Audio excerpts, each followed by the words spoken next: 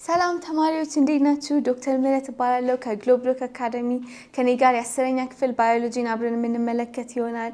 ከዛ በፊት ግን በቴሌግራም ቻናላችን @ግሎብሎክ አካዳሚ ብላችሁ ጆይን አድርጉን፣ ቤተሰብ ሁኑን። ይህን ቪዲዮ በሞባይል አፕሊኬሽናችን የተመለከታችሁ ከሆነ ቴሌግራም ላይ ኮሜንት ጻፉልን። በዩቲዩብ እያያችሁ ከሆነ ደግሞ ከስር ኮሜንት አስተያየታችሁን ንገሩን፣ አብረን እንማራለን። ዛሬ የምናየው ሳይንቲፊክ ዲስከቨሪዎች ባዮሎጂካል ዲስከቨሪዎች ለኢንቫይሮንመንታችን ለሶሳይቲያችን ምን ኮንትሪቢዩሽን እንዳደረጉ እንመለከታለን። የመጀመሪያው የምናየው ስለ ማይክሮስኮፕ ነው።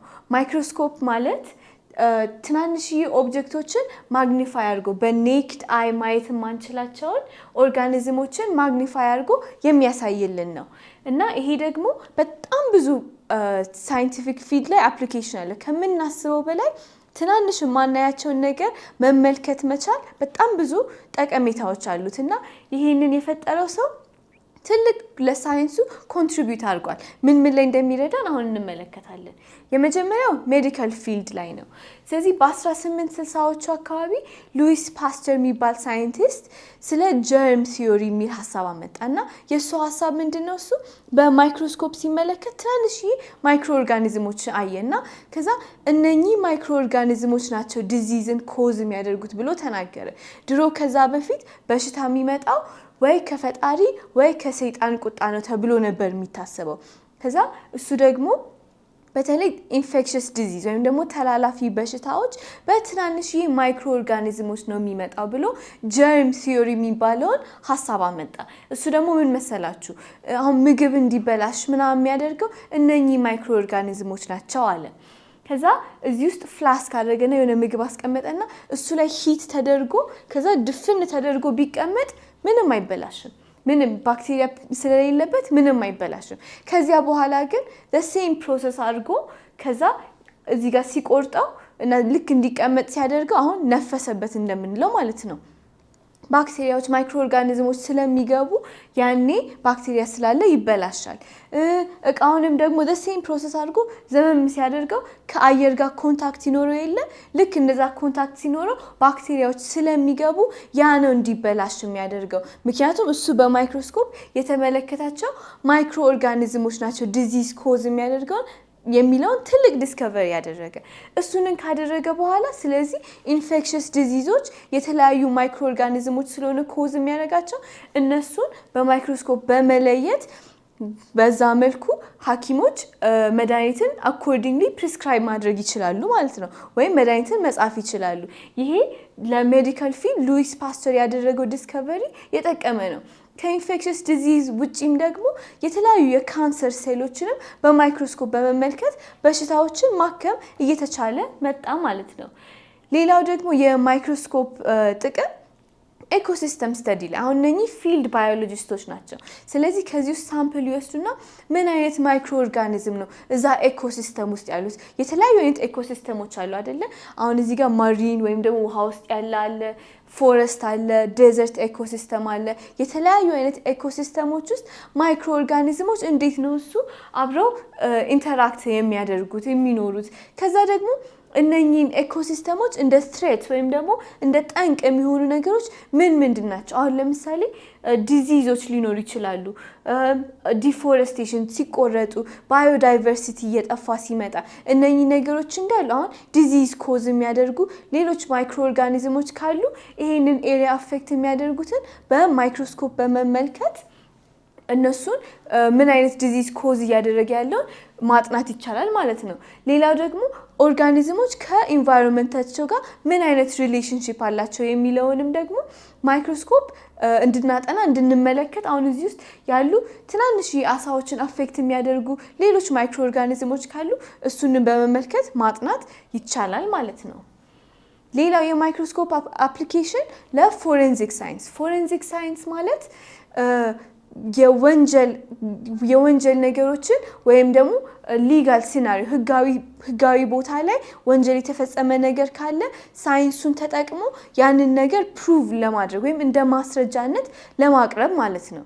አሁን እንደዚህ ብላችሁ አስቡ እዚህ ክፍል ውስጥ የሆነ ወንጀል ተፈጽሟል ከዛ የተከሰሰው ሰው እኔ እዚህ ክፍል ውስጥ መቼም አልገባሁም ብሎ ተናገረ አሁን ስለዚህኛ ኤቪደንስ ወይም ደግሞ ማስረጃ መፈለግ አለብን አይደለ ማስረጃ ስንፈልግ ልክ እዚህ ጋር እንደምትመለከቱት አሁን አንዲት ጸጉር አገኘን እንበል ስለዚህ ያቺንን ጸጉር ወስደን በማይክሮስኮፕ ዲኤንኤ ፊንገርፕሪንቱ በመመልከት ይሄ ጸጉር የዚህ ሰውዬ ነው ስለዚህ ያ ሰውዬ እዚህ ክፍል አልነበርኩም ብሎ ቢክድም እንኳን ኤቪደንስ አገኘን ማለት ነው ማስረጃ አገኘን ይሄን እንዴት ነው ሲያደርግነው ማይክሮስኮፕ ስለረዳን ማለት ነው በማይክሮስኮፕ የተገኘ ዲስከቨሪ አሁን እየፈለግን ደግሞ ሌላ ማስረጃ ፈለግን ስለዚህ አንድ ጥይት አገኘን ከዛ ጥይቱ ከዚህ ሽጉጥ ነው የወጣው ብለን ብንናገር የሽጉጡ ባለቤት የኔ አይደለም ብሎ ቢክድ እንዴት ማስረዳት እንችላለን አሁን እዚህ ጋር አያችሁት እንደዚህ ስትሪሽንስ ወይም ደግሞ ጥይቷ ከሽጉጡ ስትወጣ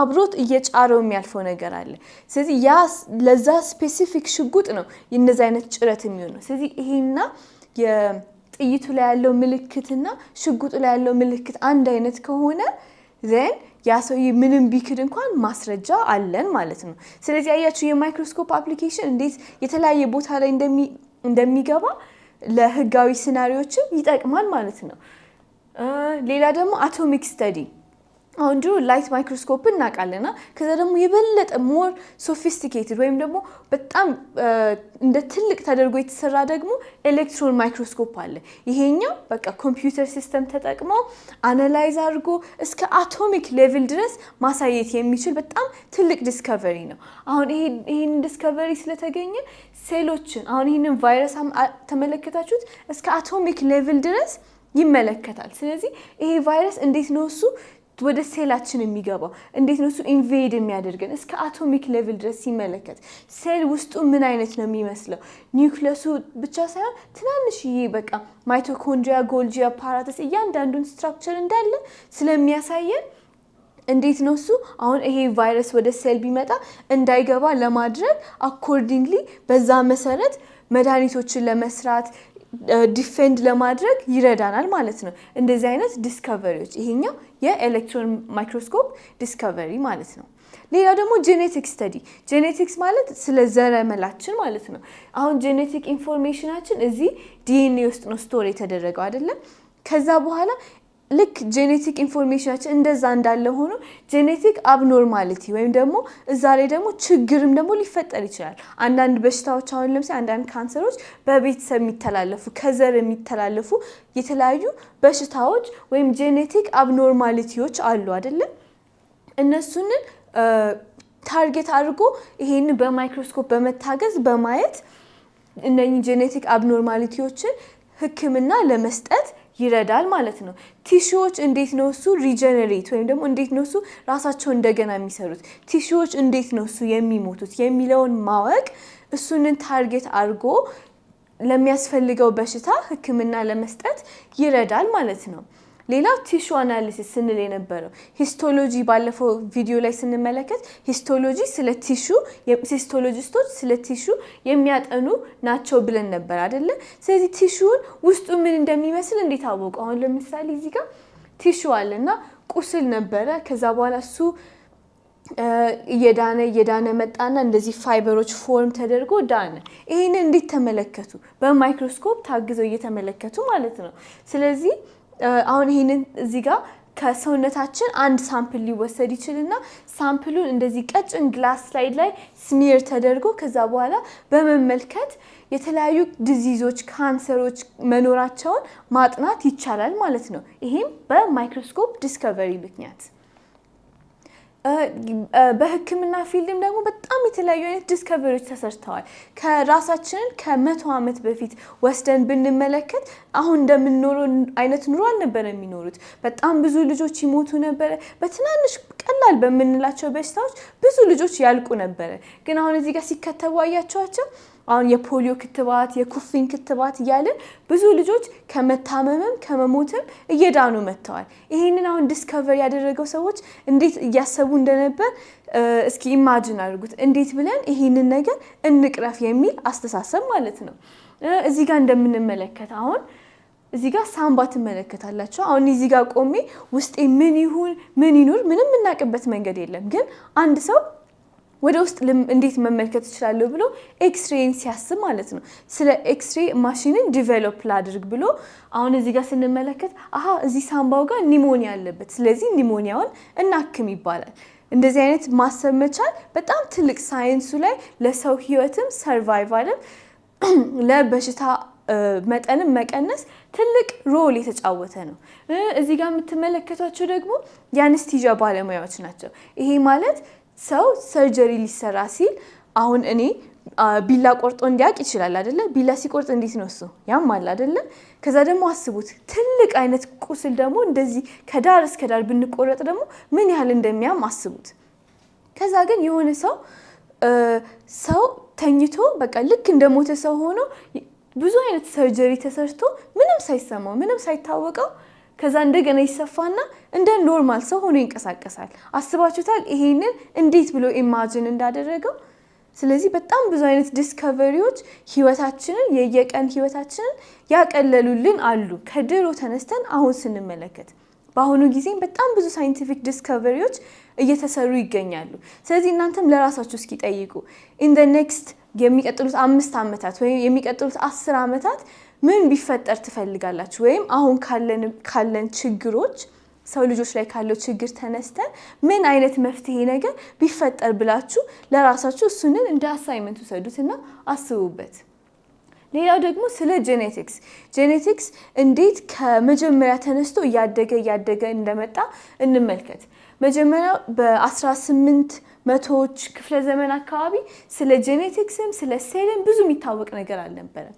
ታዲያ ሮበርት ሁክ የሚባለው ሰው ከዛፍ ላይ ትናንሽዬ ኮርኮች እንደዚህ ስላይስ አድርጎ በማይክሮስኮፕ ሲመለከት እነኚህን ሴል ወይም ደግሞ ትናንሽዬ ኮምፓርትመንት ያላቸውን ነገሮች ዲስከቨር አደረገ። ያኔ ጄኔቲክስ ምናምን የሚባል የሚታወቅ ነገር የለም።